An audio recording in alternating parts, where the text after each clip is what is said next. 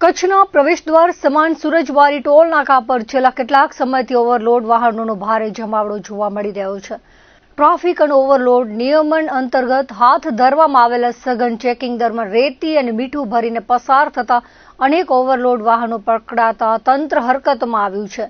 આ કામગીરીને કારણે હાઈવે પર વાહનોની લાંબી કતારો લાગી હતી અને ટ્રાફિક જામની ગંભીર સમસ્યા સર્જાઈ હતી, જેનાથી સામાન્ય વાહન ચાલકોને ભારે હાલાકી ભોગવવી પડી હતી.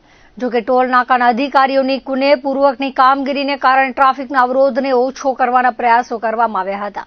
બીજી તરફ આ સમગ્ર મામલે ગંભીર આક્ષેપો પણ સામે આવી રહ્યા છે.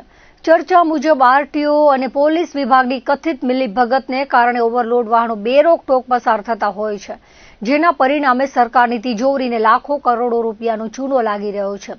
ખાસ કરીને રેતી અને મીઠાના પરિવહનમાં થતા ઓવરલોડિંગ સામે તંત્ર દ્વારા કડક હાથે કામ લેવામાં આવતા ભ્રષ્ટાચારી તત્વોમાં ભારે ફફડાટ વ્યાપી ગયો છે.